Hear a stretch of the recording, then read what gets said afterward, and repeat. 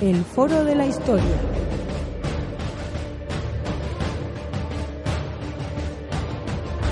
El pasado tiene mucho que contar.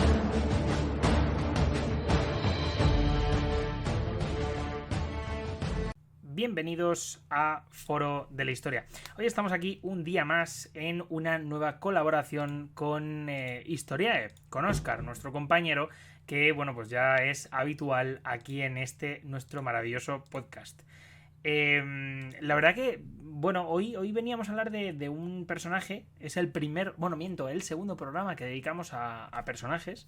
Y hoy venimos a hablar un poco acerca de Julio César, que es un personaje fascinante, un personaje que desde luego cuando a uno le viene a la mente pues alguien famoso de la historia de Roma, pues es como el icono. De decir también que Oscar es que es un fanboy, o sea, eso es así. Y ahora me pondrá verde seguramente. Y bueno, pues desde luego es uno de los personajes que más ha salido en cómics. Tenemos Asterix y Obelix. Por ejemplo, en lo que viene siendo poesía, teatro, tenemos la tragedia de Shakespeare. También tenemos, por supuesto, la serie de Roma de HBO. Y una serie de películas que son bastante famosas en el cine de Hollywood. ¿Cómo estás, Oscar? ¿Qué tal? Buenos días. Buenos días, Javi. Y ante todo, muchas gracias por haberme invitado a participar en este podcast y por haberme invitado a hablar de Julio César, que como dice, soy un gran fan. No por las cosas malas que hizo, evidentemente, sino por todos sus logros políticos y militares, que evidentemente han sido difícilmente igualados a lo largo de la historia antigua y de la historia en general. Bueno, de hecho, tenías una cosilla que decir porque, a ver, Oscar suele participar con nosotros de vez en cuando haciendo podcast, pero hoy Oscar, y quería dedicar un poquito esta introducción al podcast, porque Oscar quería comentar algo aquí a nuestra audiencia, que luego veréis, por supuesto, en la descripción. Te dejo con ellos. Simplemente quería anunciarles a nuestros queridos oyentes de Foro de la Historia que recientemente he abierto un programa de podcast propio, un programa de podcast de historia, en el que podrán escuchar los mejores contenidos de divulgación histórica, adaptados para cualquier tipo de público, independientemente de su nivel de conocimientos previos. De hecho, el público objetivo es precisamente eso, aficionados a la historia. Y evidentemente, como no podía ser de otra manera, el primer programa que hemos subido es acerca de la utilidad de la historia. ¿Por qué en el mundo actual, por qué en el presente, la historia y el conocimiento histórico y el trabajo de los historiadores es más necesario y útil que nunca?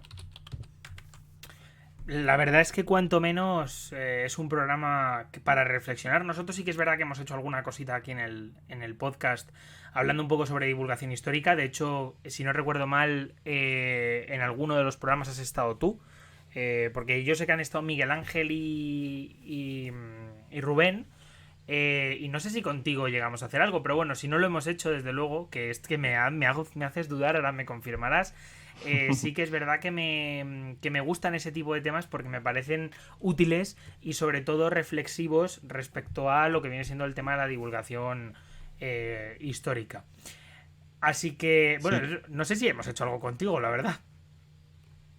Pues creo que sí, creo que hace unos meses grabamos un programa, pero no sé si era para el Foro de la Historia o para el programa de Miguel Ángel, pero sí, creo que fue para el Foro de la Historia, ahora que lo pienso. Sí, era una charla sobre divulgación histórica en la que estábamos con Miguel Ángel y Rubén y hablamos un poco sobre todo de divulgación histórica en redes sociales. También hablamos un poco de cómo ganar unas visitillas extra con Menéame y estas cosas. Ah, sí, Y bueno, efectivamente, era sobre el uso de las redes sociales, yo creo. Era de divulgación, sí, efectivamente. Es verdad, sí, entonces, ahora que recuerdo. sí, si nuestros oyentes quieren una charla más, digamos, general o reflexiva sobre el papel de la historia o el rol que tienen que cumplir los historiadores en la sociedad actual, Pues eso, les recomiendo que vayan ahora mismo. Ahora mismo no, cuando terminen este podcast, vayan a escuchar el mío, que está subido en todas las plataformas. Está subido en iVoox, en Google Podcast, en Apple Podcast, en Spotify. Así que pueden escucharlo en su plataforma de podcast favorita. Historia. Bueno, pues dicho esto, y después de este anuncio tan especial, vamos con lo segundo más especial, que es básicamente hablar de la vida de Julio César. Principalmente porque, lo dicho, nosotros hemos hablado de Negrín, hicimos una... Bueno, más concretamente yo hice un programa sobre Juan Negrín López, debido a que mi trabajo final del grado fue sobre él. Y bueno, pues decir una cosa, me gustaría hacer más adelante, por supuesto, alguna que otra algún que otro programa, y se lo diré por supuesto también a Rubén, que yo sé que le gustan bastante y que tiene unas cuantas biografías, pues hablar un poco acerca de personajes políticos a lo largo de la historia o personajes que han marcado la sociedad de su tiempo. Entonces, bueno, vamos a empezar con Julio César, que, bueno, pues nació el 13 de julio, un día antes de mi cumpleaños, por cierto, en el año 100. ¿Qué nos puedes contar un poco acerca de su infancia, su juventud y, bueno, pues lo que viene siendo esas introducciones, ¿no?, en la sociedad política romana? Sí, eh, una parte muy importante de su vida, al fin y al cabo, fue su infancia y su juventud, porque todo el mundo conoce, o a través de, como decías, de los cómics, de las películas, de las series, todo el mundo conoce su vida adulta. Conoce, pues, la guerra de Argelia o la guerra civil contra Pompeyo, su famoso asesinato, pero rara vez ningún producto de divulgación histórica se centra, pues eso, en su infancia, en su juventud, que desde luego, por lo menos su juventud fue bastante movidita. Entonces, pues, podemos hacer una pequeña introducción, como decía, de Julio César, Cayo Julio César, mejor dicho, porque ese es su nombre completo. Nació el 13 de julio del año 100 antes de Cristo, evidentemente. Nació en una distinguida familia de nobles plebeyos y tuvo al menos dos hermanas, que evidentemente, como todas en la antigua Roma, pues se llamaban como el nombre de la familia, así que eran Julia. En realidad, o sea, ya llama la atención que tenemos muy poca información sobre los primeros años de vida de Julio César, porque en realidad, o sea, su familia, hasta la llegada del propio Cayo Julio César, pues no había sido excesivamente importante en la historia de Roma. O sea, era una familia, pues eso, noble, distinguida, pero tampoco es que hubiera protagonizado grandes gestas en el pasado. Entonces, a lo mejor por eso, pues no tenemos demasiada información sobre su infancia. De todas formas, aunque no tengamos demasiada información, podemos extrapolar un montón de cosas, porque al fin y al cabo todos los niños de las familias aristocráticas, pues más o menos recibían la misma educación.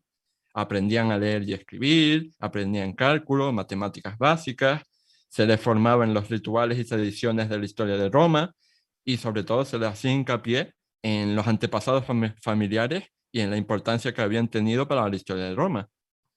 Por ejemplo, a partir de los 7 años, los chicos comenzaban a pasar más tiempo con los padres para acompañarlos en sus actividades públicas y desde esa temprana edad, pues, aprender qué hacían los adultos y cuál sería su papel una vez que el propio niño, pues, pasara a edad adulta. Después de esta infancia más o menos normal, pues su vida adulta y su vida movidita, pues empezó en el año 84, cuando tenía 15 años, todavía no había cumplido los 16. ¿Y qué pasó? Pues que su padre murió y eso lo convirtió en el cabeza de familia, ¿no? En el pater familias. Así que tenemos a un Julio César de 15 años, todavía no había cumplido 16, que ya se había convertido, pues eso, en el padre de familia y en el representante de la gens Julia. Y a partir de aquí empieza la juventud y podemos decir que tuvo una juventud bastante movidita, un fin de la adolescencia y una juventud que aburrida no fue, desde luego. Por ejemplo, en el 82 antes de Cristo, o sea, 2 años después, comenzó la dictadura de Lucio Cornelio Sila en Roma. Y entonces pasó una cosa, que es que el tío de Julio César, era Cayo Mario, que si lo conocen nuestros oyentes, era el gran archienemigo de Lucio Cornelio Sila. Entonces, pues eso acarreó unos cuantos problemas a Julio César por su línea familiar. Pero es que además, la primera esposa de Julio César, pues, la primera esposa era Cornelia, que tenía vinculación familiar con el gran aliado de Cayo Mario, que fue Sina. Entonces, pues, tanto por Sina como por Cayo Mario, pues era evidente que Julio César no se podía llevar bien con Sila, que era el dictador. Entonces, Sila, como quería tener de su parte a Julio César al final, por intereses, pues le dijo a Julio César, oye, si te divorcias de tu esposa y reniegas, ¿sabes?, de tus familiares, pues yo soy bueno contigo y te incluyo en mi camarilla y tal y cual. Pero César se negó. Este joven Julio César de 18 años se negó a divorciarse y pues nada, pues como se negó al trato, pues Sila lo persiguió. Lo persiguió y a César no le quedó más remedio que huir de Roma. Huyó de Roma y bueno, ahí vivió un montón de aventuras porque evidentemente los secuaces de Sila pues lo persiguieron y demás y estuvieron a punto de atraparlo, pero después se cuenta, ¿no?, que tuvo que sobornar a unos cuantos para que hicieran la vista gorda y le dejaran escapar. Después contrajo, si no me equivoco, la malaria o una enfermedad grave de estas. Estuvo a punto de morir, pero se recuperó, etcétera, que vivió muchas aventuras, por así decirlo. Hasta que al final pudo volver a Roma gracias a la intervención de la familia de su madre, que consiguió el indulto para Julio César y que pudiera volver e iniciar su trayectoria política. ¿Y cómo la empezó? Pues una breve reseña. En la antigua Roma era imprescindible que todo el mundo que quisiera tener una carrera política primero tenía que tener experiencia en el campo militar. Por este motivo, Julio César viajó a la provincia de Asia en el 80 a.C., cuando tenía 20 años, para servir como oficial en el ejército a las órdenes del gobernador de la provincia. Allí, en lo que hoy es la isla de Lesbos, pues ahí, se granjeó el inicio de su carrera y la verdad es que tuvo mucho éxito en la conquista de la ciudad de Mitilene. Y de hecho tuvo tanto éxito que ganó la corona cívica, que es uno de los mayores honores que se conceden a un soldado en la antigua Roma. Y se conceden precisamente cuando un soldado salva la vida a otro ciudadano romano. Después seguimos, seguimos en los años y en el 75 a.C., cuando tenía unos 25 años, sucedió otra anécdota bastante para enmarcar, porque resulta que nuestro joven Julio César se marchaba a la isla de Roma, perdón, a la isla de Rodas para estudiar oratoria y fue secuestrado por piratas. El barco en el que viajaba hacia la isla de Rodas pues, fue secuestrado y pues no quedó otro remedio que pagar el rescate por Roma. Por Roma, no, por Julio César, perdón. Entonces, pero hasta ahí no quedó la cosa, porque Julio César, una vez que fue liberado, ¿no?, por sus amigos, familiares que pagaron el rescate, pues dijo, oye, yo me voy a vengar de estos piratas que han tenido la osadía de secuestrarme. Entonces, fue con una pequeña fuerza militar, fue y venció a los piratas y bueno, los humilló además. Y no solo él recuperó el dinero que habían pagado sus amigos por su rescate, sino que capturó el resto de botines que habían conseguido los piratas por los otros secuestrados y evidentemente pues ejecutó públicamente a los mismos piratas que lo habían apresado. Después, esto en la década de los 70. Después, en el año 69, unos 6 años después del suceso con los piratas, tuvieron otros acontecimientos importantes en la vida del joven Julio César, porque, por un lado, desempeñó por primera vez una magistratura, es decir, la cuestura. Tenía 30 años y desempeñó por primera vez la cuestura, que era la magistratura menor en la antigua Roma. Pero al mismo tiempo que tenía esta buena noticia, tuvo una mala noticia. Y es que en ese año, con poco tiempo de diferencia, pues murieron tanto su tía Julia como su primera esposa, Cornelia. Después, en el 63, o sea, seguimos avanzando en el tiempo, en el 63 antes de Cristo, cuando tenía pues 37 años, si no hago mal los cálculos mentales, fue nombrado Pontifex Máximo. Era el jefe de uno de los 4 grandes colegios sacerdotales que había en Roma. Aquí pues ya vemos que Julio César está empezando a despuntar, porque evidentemente no era fácil llegar a ese cargo tan importante. Después, al año siguiente, en el 62 a.C., Julio César alcanzó la segunda magistratura más importante del Estado, la pretura, que solo estaba precedida por el consulado. Y después de desempeñar sus funciones anuales en el campo de administración de justicia, como hacían todos los pretores, pues fue nombrado gobernador de la Hispania ulterior. Así que ahí lo tuvimos. Los hispanos pues tuvieron de gobernador de la Hispania a Julio César después de su pretura. Y bueno, pues ahí se dedicó, durante el año que estuvo aquí en Hispania, pues se dedicó a hacer un montón de reformas en el ámbito militar y civil. Y lo más importante es que al ser gobernador de una provincia, pues sería el trampolín político que necesitaba para ya despuntar del todo en Roma y pues apuntarse a su puesto, ¿no?, de consulado, que es al final a lo que aspiraba todo político importante, ¿no?, a llegar a cónsul. Eso lo conseguiría en el 60.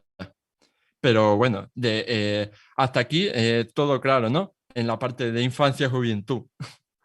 Sí, la verdad es que a mí por lo menos me ha quedado bastante claro el cómo se mete tan rápido en política y sobre todo, bueno, también un poco el devenir de su familia, ¿no? Porque también imagino que las muertes prematuras le debieron de marcar, imagino.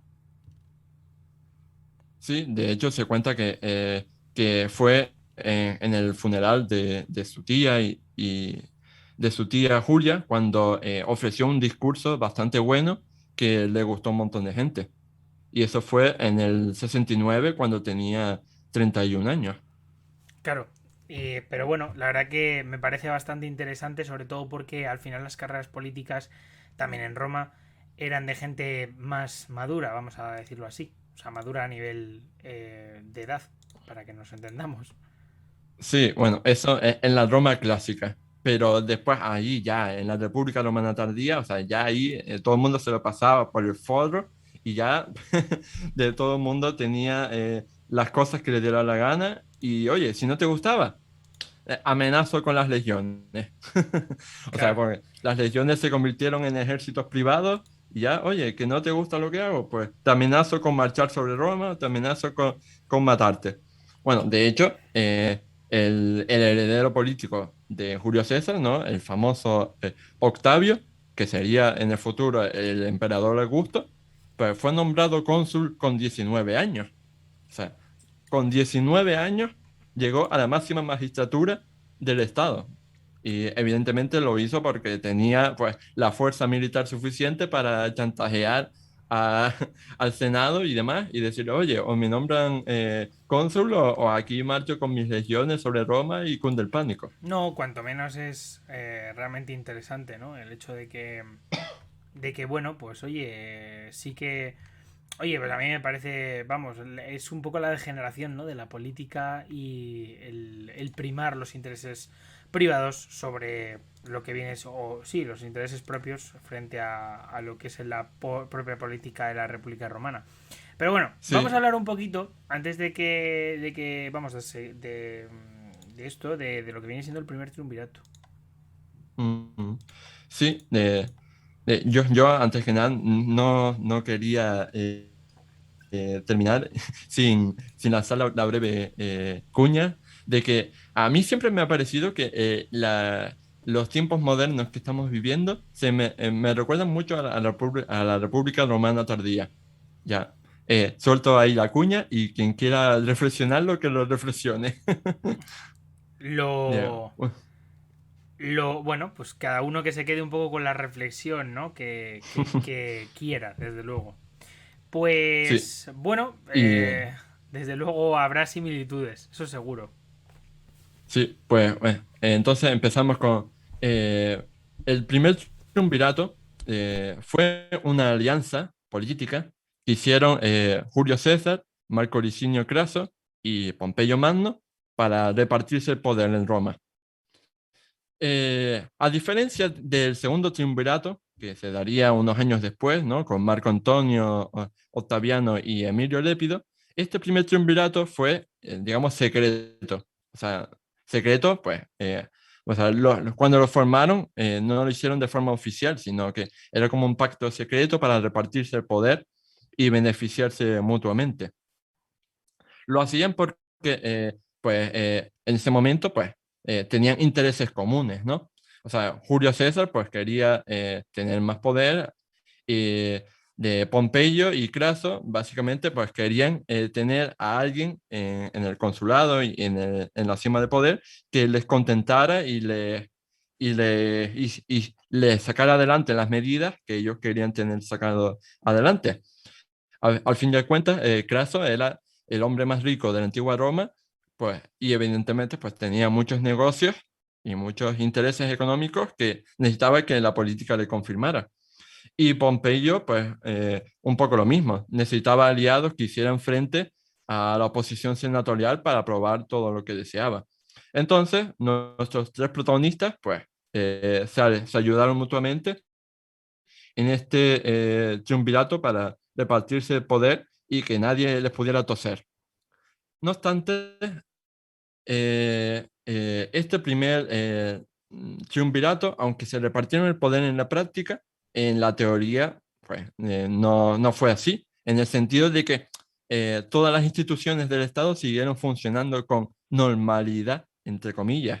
O sea, se siguieron produciendo elecciones, siguió funcionando el Senado, las asambleas romanas. Otra cosa es que en la práctica, pues digamos que todo estaba o sea, decidido, todo estaba chanchulleado y que no se movía aguja sin hilo sin que lo decidieran los cónsules. Así, en el marco de este primer triunvirato, pues al final, pues Julio César llegó al consulado.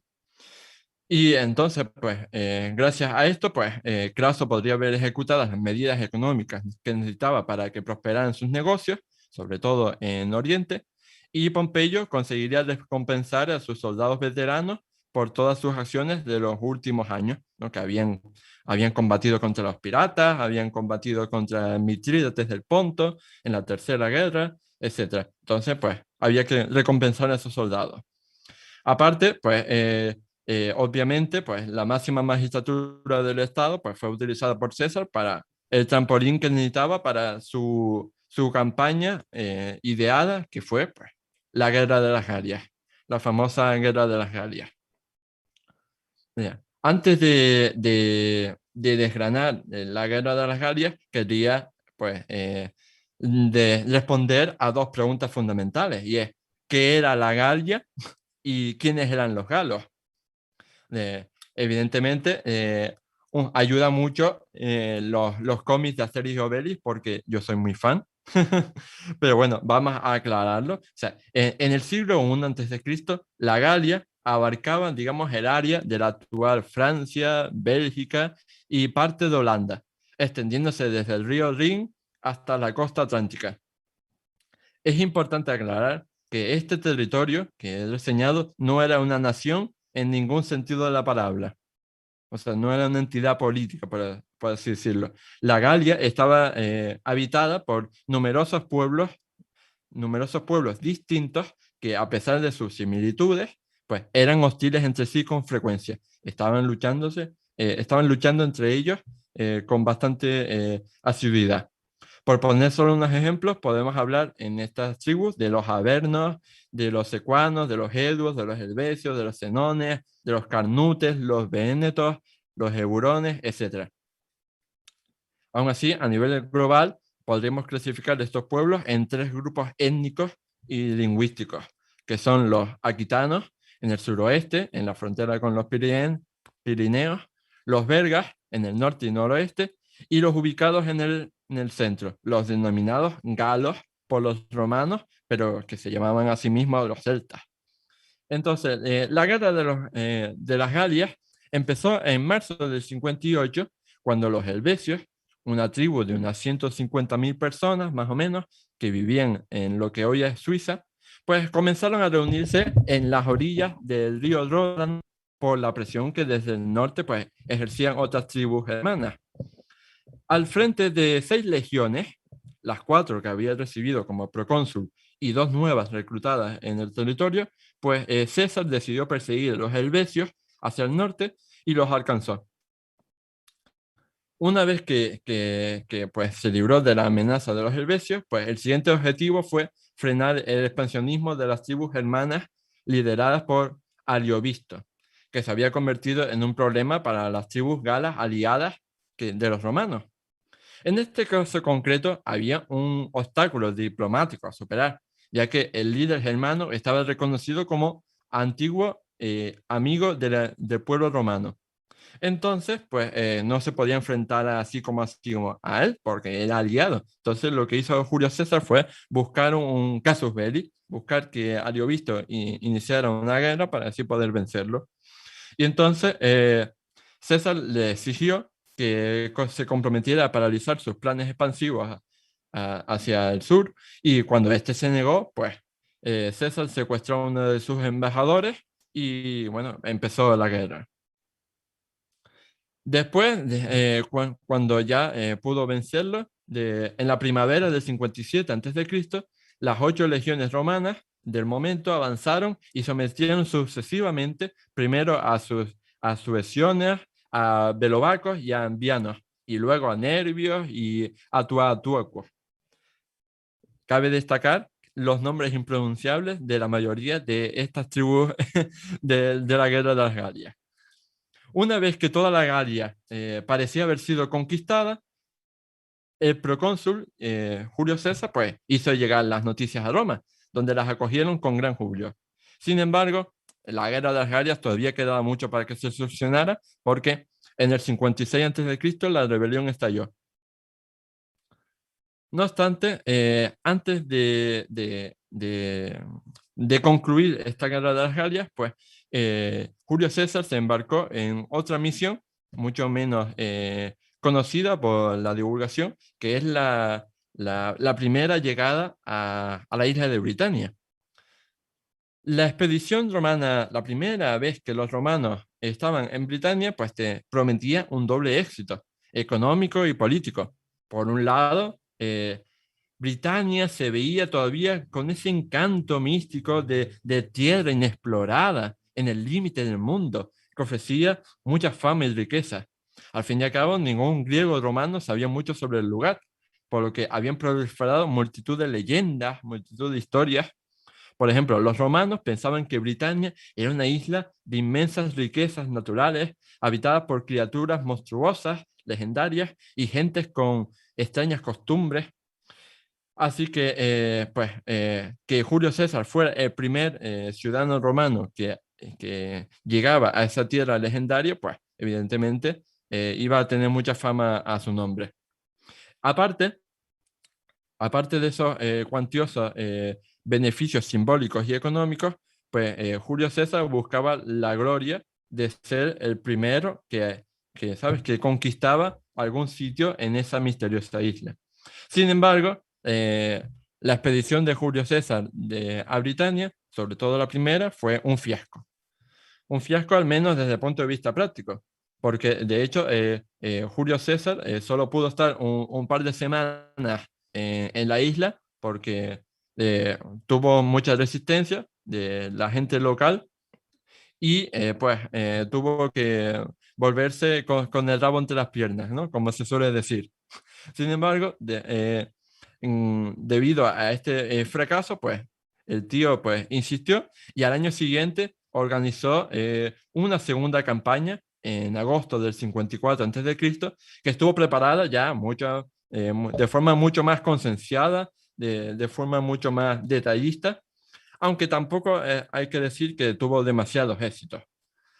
La, pero el mayor éxito, más allá de lo militar, de lo económico, fue el éxito simbólico, porque fueron un gran éxito de propaganda. En Roma, pues llegaban las noticias a cuentagotas y sobre todo llegaban las noticias que Julio César quería que llegaran. Entonces, eh, pues fue un gran éxito de propaganda porque Julio César se encargó de que así lo fuera. Pero en la realidad, los soldados no habían obtenido el ansiado boom que buscaban y la presencia comercial de Roma en Britania, pues, creció a pasos muy lentos. De todas formas, fuera o no intencionado, lo cierto es que Julio César aprendió la lección, entre comillas, y ya nunca más volvería a pisar la isla. De hecho, llama la atención que pasaría casi un siglo antes de que otro ejército romano invadiese Britania y la convirtiese finalmente en provincia romana. Después de este paréntesis, ¿no? En Britania y con la posterior también campaña que hizo en Germania, pues llegamos al final de la Guerra de las Galias, que fue el famoso suceso con Vercingetorix y el asedio de Alesia.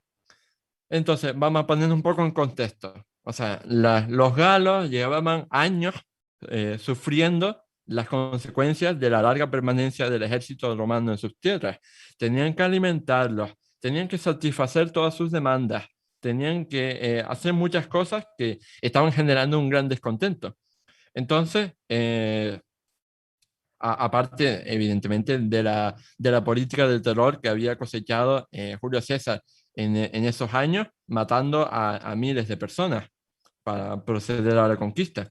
Entonces, había surgido entre todas estas tribus digamos, un sentimiento de libertad, ¿no? Se sentían, yo qué sé, como en Braveheart, que querían pues liberarse de los romanos y pues un joven aristócrata de la tribu de los arvernos llamado Vercingetorix, pues supo tener la habilidad para animar a todas las tribus vecinas pues a unirse en un objetivo común y rebelarse a los romanos.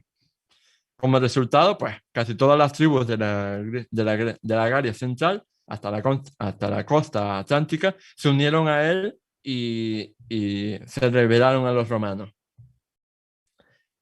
Cabe destacar de Vercingetorix, que como digo, era muy habilidoso porque no solo reunió en torno a su liderazgo a un montón de tribus de la Galia, sino que a nivel militar también fue muy bueno porque impuso disciplina, impuso obediencia en su ejército y organizó su abastecimiento. Es decir, que a nivel militar pues, era bastante diferente a los líderes galos que habían existido hasta el momento.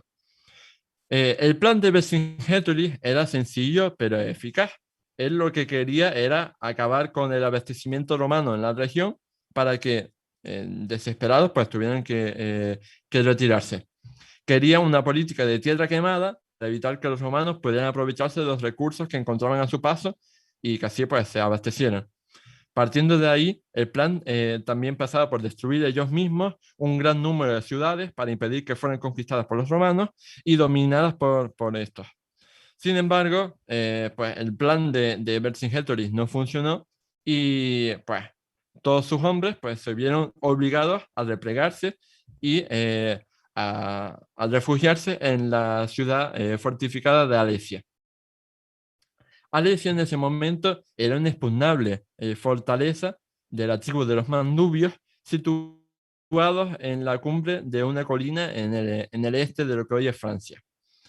Entonces, cuando el general romano, nuestro querido Julio César, llegó ahí, pues se dio cuenta de que iba a ser bastante complicado asediarla. Pero bueno, no había nada que se le resistiera a Julio César. Así que lo que hizo fue formidable porque mandó construir un anillo de fortificaciones alrededor de la fortaleza que constaba de una muralla de unos 17-18 kilómetros de longitud, más de 20 fortines a lo largo de esa muralla, un foso de 6 metros de anchura y campamentos para que sus soldados pudieran descansar. Entonces, además, consciente de que un ejército galo de rescate se estaba formando no muy lejos de allí para venir a ayudar a Vercingetorix, pues César también ordenó levantar otra línea defensiva por fuera de la primera que había construido de más de 20 kilómetros. Así, pues, su propia muralla defensiva de asedio a Alesia pues, se veía reforzada por esta segunda muralla. Así pasaron las semanas y durante un mes pues hubo una gran tensión entre ambos bandos y pues los galos asediados en Alesia pues estaban muriendo de hambre, evidentemente, porque no tenían forma de abastecerse. Entonces el hambre estaba haciendo mella y o sea, estaban empezando a surgir las deserciones. Sin embargo, en ese momento tuvieron la suerte de que el ejército galo del rescate pues llegó por fin a la muralla y eso lo que motivó es que todo el ejército que estaba concentrado en, en Alesia pues saliera para enfrentarse en la batalla decisiva contra los romanos. Se juntaron el ejército que estaba en Alesia con el ejército que venía del rescate y juntos lucharon contra el ejército romano de Julio César. Pero, pues, evidentemente no vencieron. Después de una cruenta batalla no vencieron y a Vercingetorix no le quedó más remedio que reunirse con sus oficiales y acordar, pues, rendirse hasta los romanos. Y bueno, de hecho hay un cuadro muy famoso en el que se ve, ¿no?, a Vercingetorix poniendo sus armas a los pies de Julio César. Sin embargo, una cosa que quería aclarar es que la victoria de Julio César en la batalla de Alesia y la derrota final de Vercingetorix no significó el final definitivo de la guerra de Argelia. Es cierto que ya pues, no había nadie que supiera hacerle frente y que no tuvo ninguna amenaza importante. Pero bueno, a lo largo de ese año 52 y del año siguiente, del 51, pues tuvo que enfrentarse todavía a pequeños conatos antes de que quedara totalmente conquistada la zona. Entonces, tenemos a un Julio César de 50 años que ya ha conquistado la Galia y que pues, es uno de los hombres más poderosos de la antigua Roma, porque después de 7 años de guerra, pues tenía unas legiones, tenía unos hombres que eran totalmente fieles a él y que, bueno, que lo seguirían a cualquier parte que él dijera. Y poco después, pues, se iniciaría la Segunda Guerra Civil Romana contra Pompeyo Magno. ¿Por qué empezó la guerra civil contra Pompeyo? Pues yo siempre digo que básicamente porque eran dos gallitos en un mismo corral. O sea, los dos querían ser el hombre más importante de la antigua Roma y los dos no estaban dispuestos a ceder un poco de poder para, ¿sabes?, para darle prioridad al otro. Entonces, básicamente se enfrentaron por ver quién era el más poderoso. Evidentemente, Pompeyo Magno representaba al ala senatorial, al ala de los optimates, y representaba los intereses de esta aristocracia que veía con malos ojos pues todo lo poderoso que era Julio César. Mientras que el César pues representó a todos los militares y sector popular que la habían encumbrado. Entre enero del 49 y marzo del 45 a.C., pues tuvo lugar, como digo, la guerra civil que tuvo batallas de las más famosas de toda la historia de la antigua de Roma, como son la batalla de Farsalia, la batalla de Sela, la batalla de Tapso, la batalla de Munda. Todas estas batallas pues se desarrollaron a lo largo de de todo el Mediterráneo, porque tenemos, ¿no?, que la batalla de Farsalia se desarrolló en Grecia, la batalla de Sela fue en Oriente, la batalla de Tapso fue en África y la batalla de Munda fue en Hispania. Entonces los distintos ejércitos de ambos bandos se fueron moviendo por estos distintos territorios para guerrear. Cabe destacar que, que Pompeyo Magno, no vivió para luchar en todas estas batallas, sino que murió relativamente pronto. Así que cabe reseñar esto. Entre el 49 y el 48 a.C., como digo, tuvo lugar la batalla de Farsalia, concretamente en el 48, y ahí pues Pompeyo fue bastante humillantemente derrotado y entonces pues tuvo que huir a Egipto. Huyó a Egipto porque él pensaba que allí pues tenía aliados y pensó que allí pues podría volver a hacerse poderoso, podía volver a reclutar un ejército importante y podría volver a guerrear con Julio César pues para vencerlo. Pero ¿qué sucedió?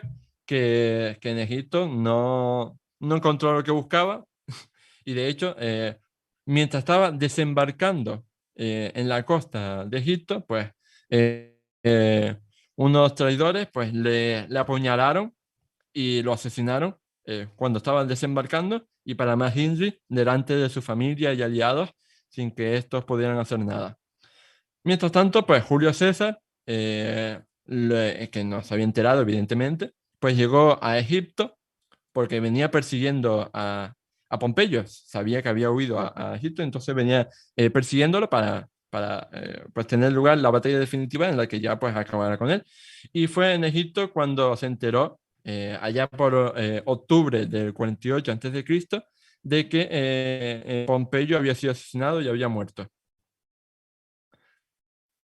Se dice que en el momento en el que se enteró de la muerte de su gran archienemigo, pues Julio César lloró, ¿no? Y porque al fin y al cabo, pues, más allá de que fuera su enemigo, pues había sido uno de los romanos más importantes de las últimas décadas, bueno, de toda la historia de Roma. Entonces, pues, lloró la pérdida de un romano tan importante.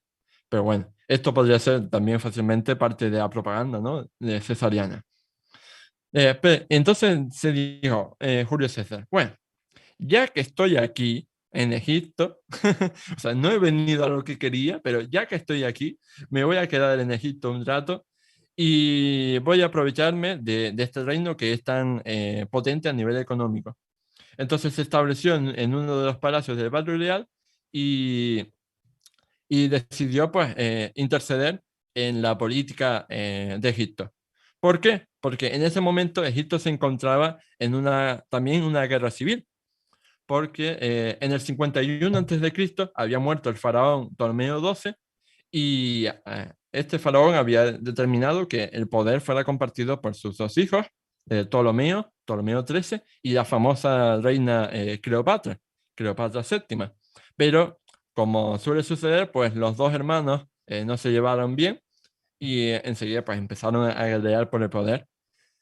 Y entonces cuando Julio César llegó a Egipto, pues estaba en medio de esta guerra civil y con el poder que le daban pues su ejército, pues decidió, oye, esta guerra civil va a acabar ya y yo voy a ser el mediador que garantice que el testamento de Ptolomeo XII pues se cumpla y que se acabe la guerra civil y que gobiernen los dos hermanos en paz. Sin embargo, seguramente nuestros oyentes ya conocen la historia, pues que Cleopatra pues abandonó sus tropas y partió rápidamente hacia Alejandría, donde una noche llegó a la habitación de Julio César y lo conquistó. Y bueno, poco después se hicieron amantes y bueno, el resto ya es historia. Entonces, pues, evidentemente, se pueden imaginar la cara con la que se quedó Ptolomeo XIII cuando llegó a su reunión con Julio César y se dio cuenta de que su hermana se le había adelantado y había conquistado a César para que se pusiera de su parte. Entonces, le voy a enseñar un par de cosas sobre este romance porque era bastante curioso. Cuando Julio César y Cleopatra se conocieron, allá por el 48 a.C., Julio César tenía 52 años y Cleopatra solo tenía 20. O sea, tenían una enorme diferencia de edad. Sin embargo, a pesar de su juventud, la reina ya sobresalía por su gran inteligencia, por su astucia, su sofisticación y su formación académica de tradición griega. La verdad es que no hay, a pesar de todo lo que nos diga Hollywood, ¿no? O novelas históricas, lo que sea, lo cierto es que no tenemos motivos de peso para hablar de que Cleopatra tuviera una belleza desbordante y que eso fuera lo que conquistara a Julio César. Al contrario, lo más lógico es que fuera la gran inteligencia y la gran astucia y el gran carisma de Cleopatra lo que conquistara al general romano. De hecho, ni siquiera tenemos pruebas fehacientes, pruebas sólidas de que estuvieran auténticamente enamorados. O sea, es probable que sí, o sea, nadie lo niega, pero evidentemente pues entraban una serie de intereses políticos, intereses económicos. O sea, evidentemente a Julio César le interesaba llevarse bien con la reina porque así pondría los recursos económicos de Egipto a su servicio. Y a Cleopatra le interesaba llevarse bien con el general romano porque al fin y al cabo era la persona más importante de la antigua Roma y pues si se llevaba bien con él, pues no solo conservaría la independencia de Egipto, sino que pues a lo mejor le regalaba conquistas a lo largo de África o Oriente Próximo, tal y como habían tenido los Ptolomeos en el pasado. Un dato que a lo mejor no saben muchos de nuestros oyentes es que en el otoño del 46 a.C., de Cleopatra, su familia y parte de la corte egipcia se trasladaron a vivir a Roma. Y allí se quedaron a vivir hasta el asesinato de Julio César en el 44. O sea que Cleopatra estuvo viviendo casi 2 años en Roma. Y por la misma época, más o menos, a finales del 46 a.C., nació Cesarión, el famoso hijo de Julio César y Cleopatra. Al ser hijo del romano más poderoso y de una reina egipcia, pues el niño no parecía destinado a grandes hazañas. Sin embargo, pues la historia nos demuestra que no fue así. Curiosamente, también Cesarión fue el único hijo biológico que había tenido Julio César, porque solo había tenido una hija. Sin embargo, cualquier proyecto de vida que pudiera tener Cesarión, pues fue lastrado cuando su padre fue asesinado en el 44 a.C., ya que en ese momento, pues el joven Cesarión, pues solo tenía 2 años, así que no, ni siquiera se acordaría de él, seguramente. Sin embargo, hay otro factor importante que determinó que el hijo de Julio César y Cleopatra no fuera alguien importante en la vida. Y es que en el testamento de Julio César no lo nombró heredero, ni siquiera lo reconoció como hijo legítimo, lo que a lo mejor pues eso nos habla en contra de que fuera su hijo biológico. En medio de todo este desconcierto, ¿no? Y comprendiendo que sus vidas corrían peligro, pues Cleopatra y su hijo pues abandonaron rápidamente la ciudad de Roma y volvieron a Egipto. Pero bueno, saliendo de Egipto, tenemos una batalla muy famosa que yo quería, no quería acabar la parte esta de la guerra civil sin mencionarla, que es la batalla de Munda. ¿Por qué? Básicamente porque sucedió en España, sucedió en nuestro territorio. La batalla de Munda tuvo lugar el 17 de marzo del 45 a.C. en lo que hoy actualmente es la provincia de Sevilla. Allí los supervivientes pompeyanos que quedaban por el momento, Tito Labieno, Atio Varo, los hijos de Pompeyo Magno, pues se unieron en la península ibérica y batallaron contra Julio César. Sin embargo, esta fue la derrota definitiva de los pompeyanos y la victoria absoluta de Julio César. De hecho, la victoria fue tan contundente, ¿no?, que las fuentes nos cuentan que César solo perdió a unos 1000 hombres, mientras que los pompeyanos habrían perdido unos 30.000 soldados. Una vez que Julio César pues, terminó la guerra civil y ya no había nadie que se atreviera a toserle y a cuestionar su preeminencia, pues se acabó la guerra civil y Julio César pudo volver a Roma, donde se erigió como dictador romano. Esta es una cosa muy, muy importante aclarar, porque al contrario de lo que dice mucha gente, y al contrario de lo que incluso he visto en programas de televisión o otros productos de divulgación histórica, Julio César no fue emperador. Repito, Julio César no fue emperador, que ese es un gran bulo histórico que corre respecto a la historia de Roma.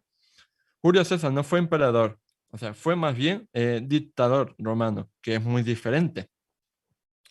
Fue dictador romano y porque no había nadie que se atreviera a cuestionar su superioridad.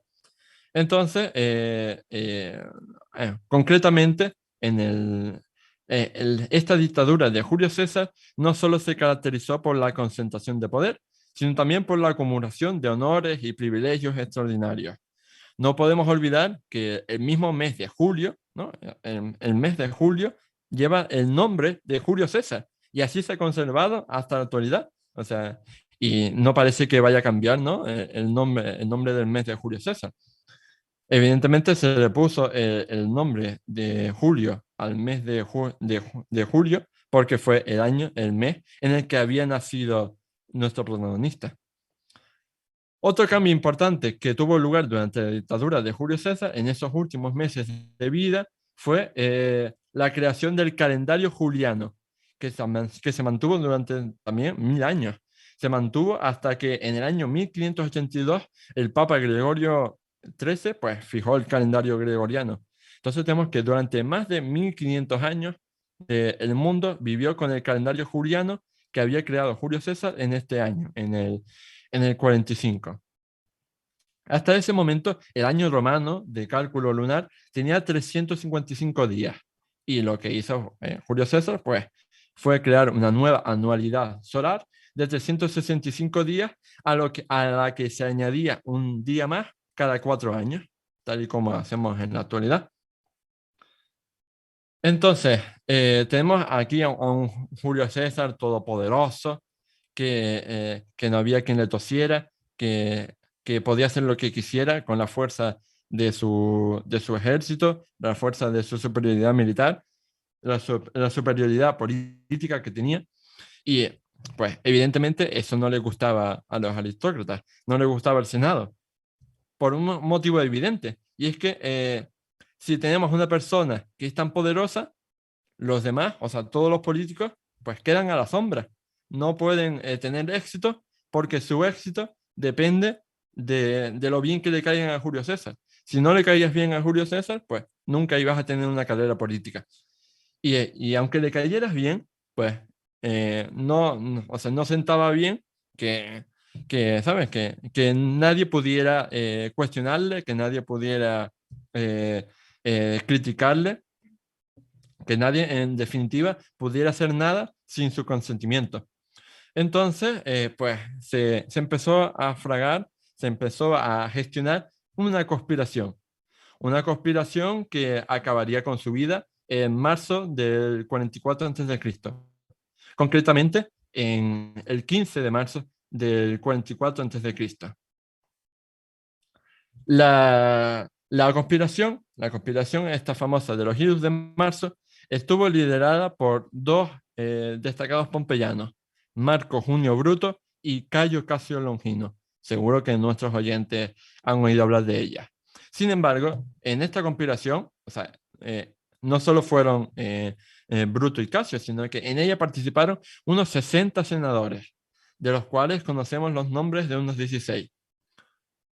Paradójicamente, llama mucho la atención que la mayoría de los conspiradores fueron cesarianos. O sea, me refiero que habían sido oficiales y militares cesarianos que habían combatido del lado de Julio César durante la guerra civil o durante la guerra de las Galias, pero que ahora pues veían con malos ojos el no poder acceder a méritos propios, ¿sabes? No podían acceder a los cargos, honores y distinciones porque todo se iba a Julio César. Entonces, por lo menos a mí, cuando conocí este dato, pues me llamó la atención, porque la mayoría de los compiladores no fueron enemigos suyos, sino fueron antiguos aliados. ¿Y cómo fue ese fatídico día? Bueno, pues tenemos que Julio César, el 15 de marzo del 44 a.C., llegó al edificio del Teatro de Pompeyo, donde en ese momento se celebraba la reunión del Senado, y llegó a mediodía. En cuanto se bajó de la litera que lo transportaba, pues el plan ya se puso en marcha. Uno de los conspiradores, Décimo Junio Bruto, se llevó a un lado a su gran aliado, a Marco Antonio, para entretenerlo deliberadamente mientras César entraba en el Senado y así pues Marco Antonio no podría salvarlo. Antes de que la reunión del Senado comenzara formalmente, un grupo de conspiradores se apiñaron en torno a él, fingiendo que tenían conversaciones pendientes que realizar. Al fin y al cabo, como era la persona más poderosa del mundo, pues todo el mundo le pedía favores, todo el mundo le consultaba cosas, así que no era extraño que todo el rato estuviera hablando con gente para concederle favores, para autorizarle a hacer cosas, etc. El momento en que marcó el inicio del asesinato fue cuando una de esas personas que se habían acercado a él la agarró de la toga y tiró de ella, dejando al descubierto su hombro. Aquella era la señal acordada para que todos los conspiradores pues, sacaran las dagas que llevaban escondidas en ese momento en la ropa, sin que nadie las notara. Enseguida, después de una primera puñalada en el hombro, los otros conjurados también se lanzaron contra él para ensañarse con sus dagas. Cabe destacar que en todo momento la sangre manchó los ropajes de todos los implicados y se derramó por el suelo, llegando hasta los pies de una estatua de Pompeyo Magno. Ante estas múltiples puñaladas, Julio César luchó contra ellos, evidentemente. Forcejeó y se intentó zafar, pero ya cuando le hirieron varias personas y recibió tantas puñaladas, pues poco pudo hacer. Se dice que dejó de luchar y simplemente se dejó llevar cuando vio que uno de los conspiradores era precisamente Marco Junio Bruto. De la tradición, ¿no? Y Julio César dice que las últimas palabras de Julio César fue tú también, hijo mío. Pero bueno, o sea, no tenemos que interpretar estas palabras como una prueba de que Bruto era hijo de Julio César, ni mucho menos. La relación que tenían Bruto y Julio César era más bien de afecto. ¿Por qué? Porque la madre de Marco Junio Bruto era Servilia, que era la amante favorita de Julio César. Entonces, pues, César pues, le tenía aprecio a Bruto, en el sentido de que era como un hijo para él, en el sentido de que pues, era pues, el hijo de su amante favorita. Y por eso le dolió tanto que fuera uno de los que estuvieron en la conspiración y le mataron. Entonces, una vez que vio a Bruto y que dijo sus últimas palabras, fueran verdad o no lo que dicen las fuentes, pues dejó de luchar, dejó de resistirse y simplemente se cubrió la cabeza con su toga. Poco después, tras recibir 23 puñaladas, su cuerpo se desplomó en el charco de sangre que estaba en el suelo.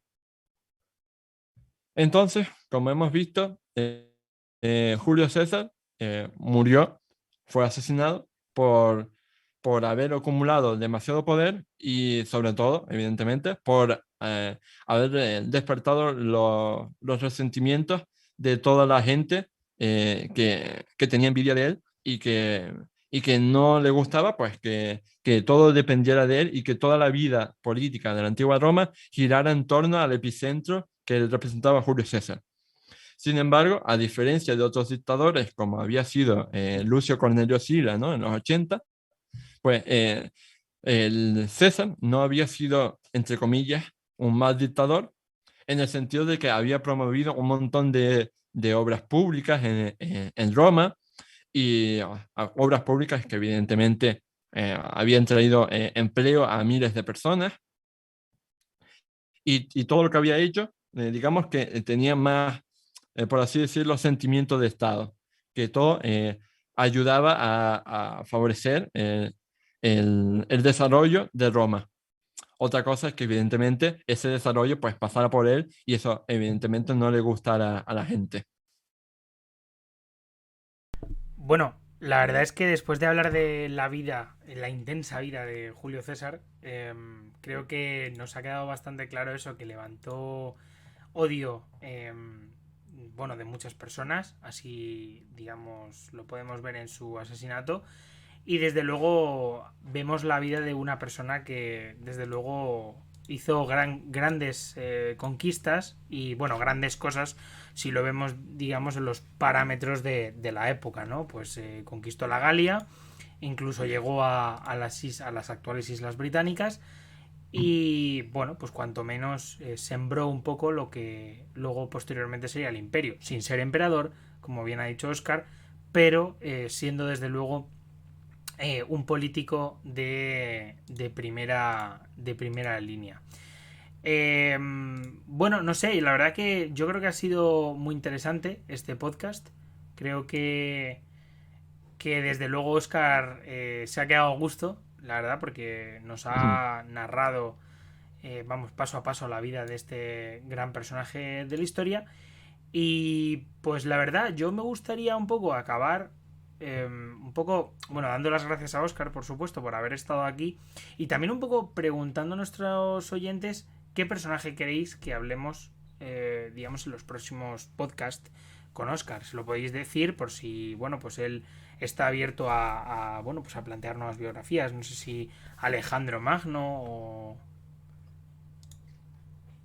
Si no me equivoco, Javi, corrígeme si me equivoco, ya grabamos un podcast sobre Alejandro De hecho, Magno hace un según tiempo. te lo he dicho, he pensado, efectivamente hemos grabado un podcast de Alejandro Magno y creo que me he equivocado al principio al decir efectivamente el este, así que, o sea, el tema de que no habíamos hablado en personajes, por supuesto que hemos hablado, este es el tercero. Eso sí, aquí no me equivoco, es el tercero. Bueno, siempre está bien admitir que uno se equivoca y como veis nosotros al final grabamos los podcasts y este podcast ya tiene un año y pico. Así que podemos, bueno, pues determinar que a veces se nos olvidan las cosas. Mm. Sí, sí, yo lo mismo. O sea, si en algún momento me he olvidado de algo o me he equivocado en algo, porque al fin y al cabo somos humanos y podemos equivocarnos al decir algún dato, al decir alguna fecha o lo que sea, pues animo a nuestros oyentes a que lo expresen en los comentarios para darnos cuenta. Desde luego, vamos, nosotros lo agradecemos profundamente. Y bueno, dicho esto, os animamos por supuesto a que os paséis por el podcast de Oscar que dejaremos en la descripción. También por supuesto os animamos que os metéis en historia a digamos un poco leer artículos. Pues hay una inmensidad de artículos justo hablando sobre César y sobre el final de la República Romana. Y también os animamos a seguirnos aquí en el Foro de la Historia, un podcast que la verdad ha crecido muy rápido, está creciendo muy rápido y desde luego, bueno, pues creo que va a tener una progresión bastante interesante en el futuro.